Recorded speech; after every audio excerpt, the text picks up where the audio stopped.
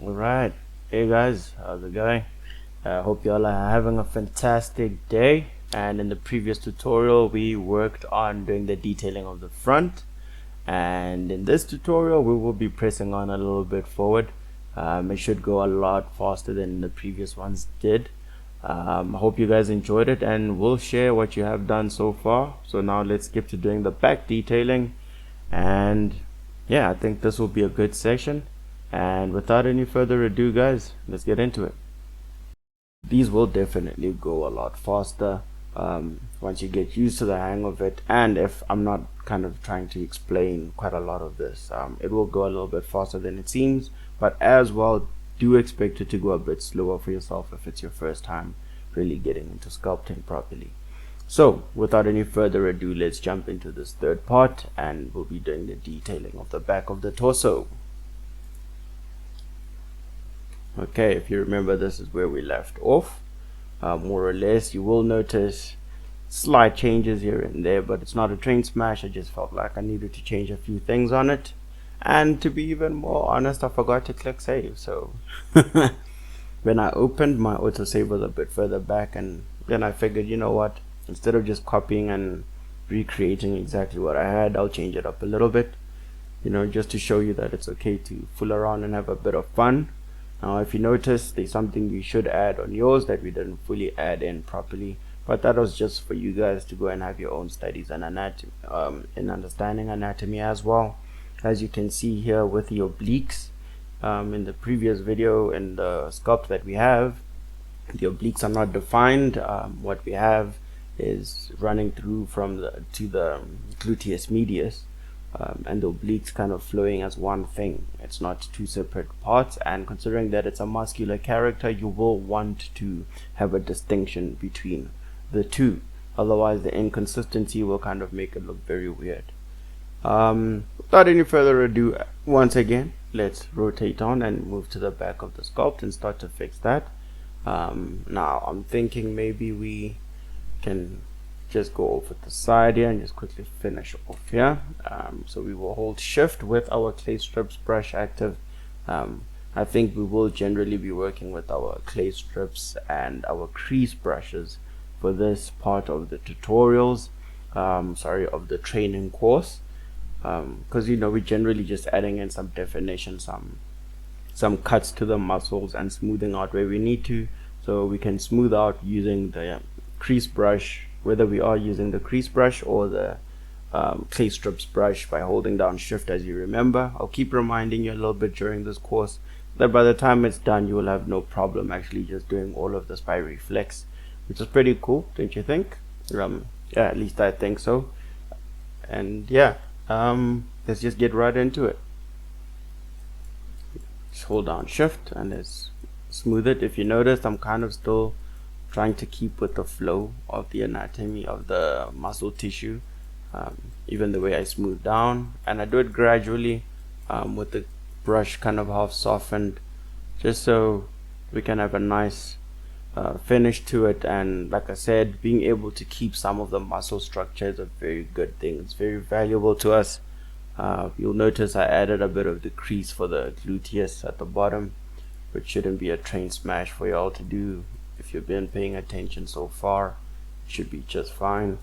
And then we're adding some volume there, and once again going in with the idea of following with muscle structure and the tissue, which is not fully necessary, by the way, here at all. If you notice, the butt cheeks generally are always just smooth because you've got a lot of fat tissue in there, and a lot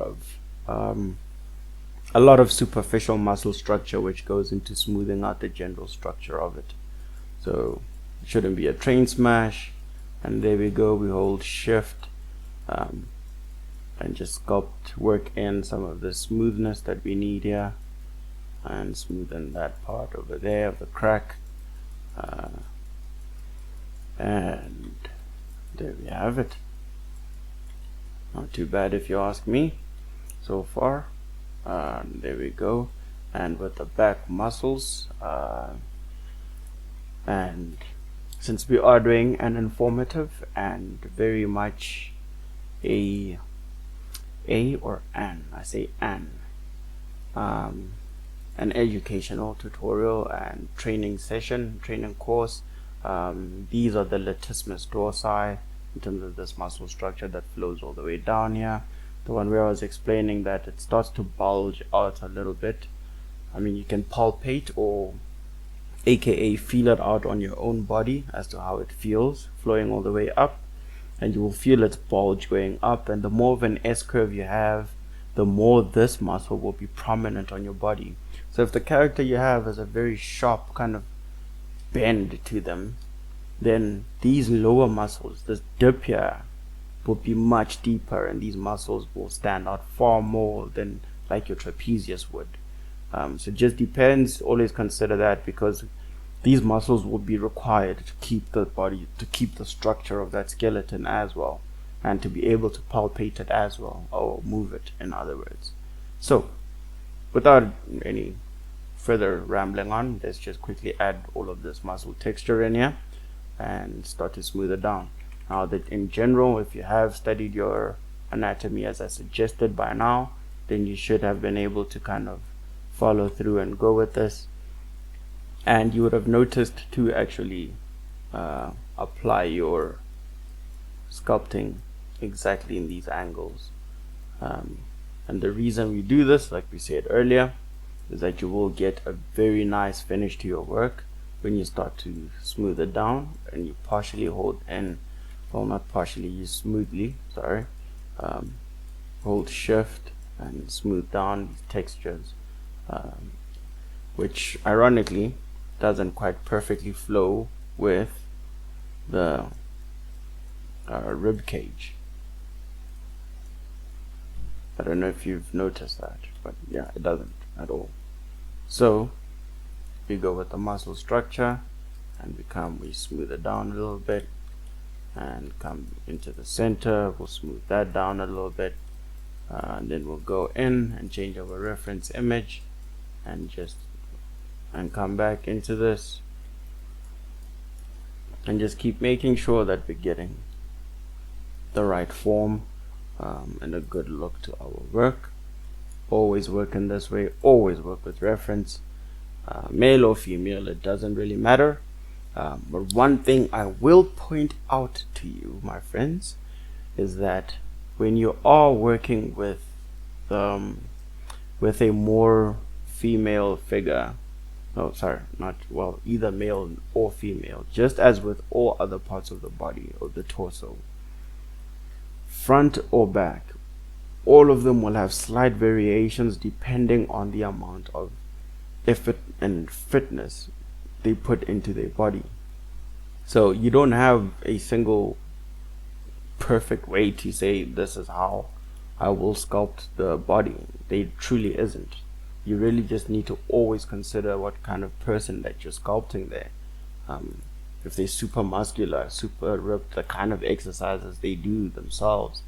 There are some flat backs, some with angles that face downward, references of muscle structures that will face downward from here like that, instead of flowing this way, or because of how they walk, because of the form of their spine, because of a whole lot of defining factors, how they exercise, how they the way you eat.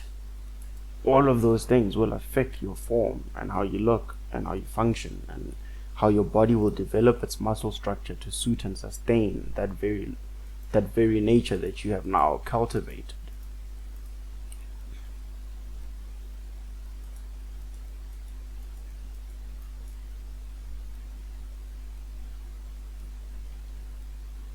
Okay, now we take the draw brush, hold control, let's scale it up a little bit, hold control, and just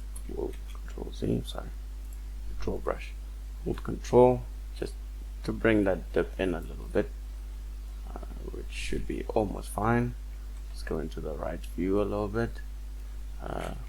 Going to bring his back out a little bit, select the grab brush, just because he's a little bit more muscular, we want that to be prominent as well.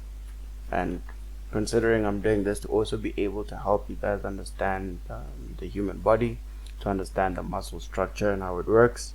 So I'll generally do it this way, so we can have a little bit of a 2-in-1 study session.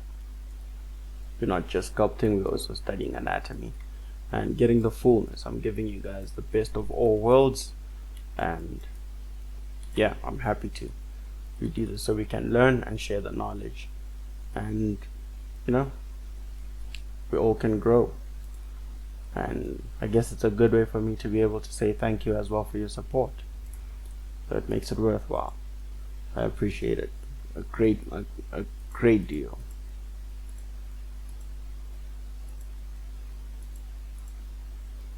Alrighty, so with our reference images there, now the muscle structure, considering our shoulder will be coming in more or less. Let me actually do this, and let's press use inflate, hold control, just on shift F, control shift F, control F seems to control the angle of the brush, by the way.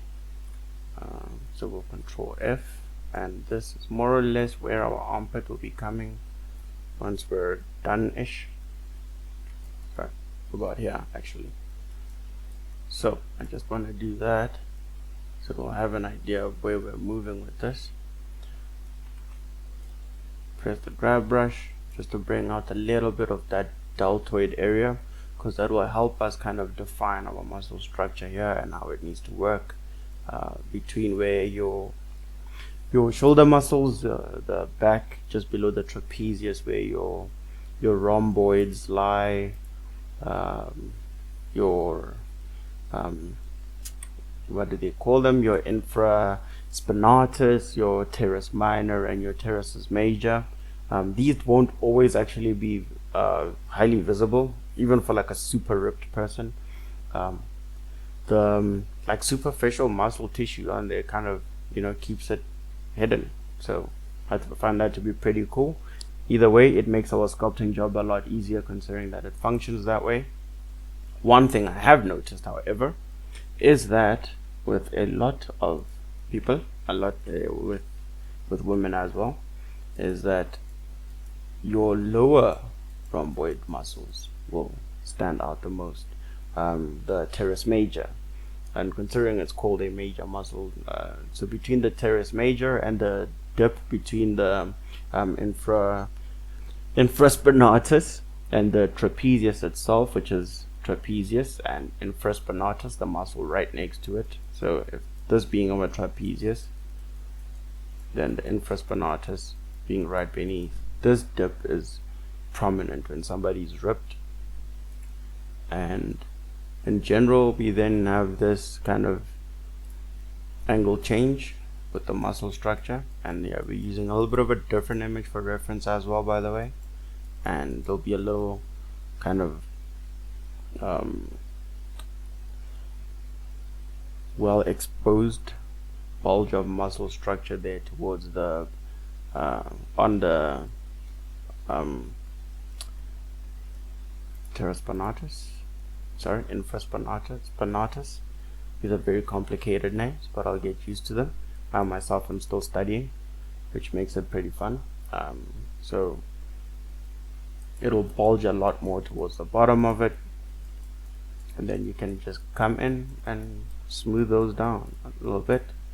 There we go. And then smooth that down, which is the line that goes with the scapular bone, which is why that's there. And this is a uber ripped back, so I think let's kind of reduce it a bit more. I want him to be buff, like a ripped fit individual, but not darn near impossibly so. There we go. That seems about right for the kind of front that we have. It's about ripped to the same extent, which is kind of healthy, a healthy amount of rippage. And this would be kind of a flexed body, I guess. So if the person wasn't posing too much, the image would look a little bit different, but in essence that is the whole entire torso done and looking fantastic. Like I said, here we can come and fix up a whole lot of this once we've decided on the positioning of our arms, but we can dip it in a little bit more and hold shift and smooth it down.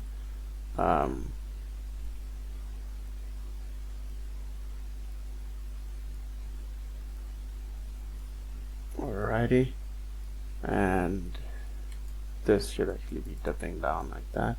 I'm actually palpating and checking out references as well simultaneously, and listening to the occasional voices in my head saying, you know, that's not how it works. Then let's add a little bit of this volume back, hold shift, just to as it connects up towards the deltoid, we have that bulge there. So then within the next tutorials, when we're doing the arms, we will have already prepared the armpit for attachment by the serratus anterior. Serratus anterior is the rib muscle here, by the way. There's a technical word for the armpit as well, but we're not really going to get too much into that. I don't want to waste too much of your time. Anyway, guys, I will check you in the next one.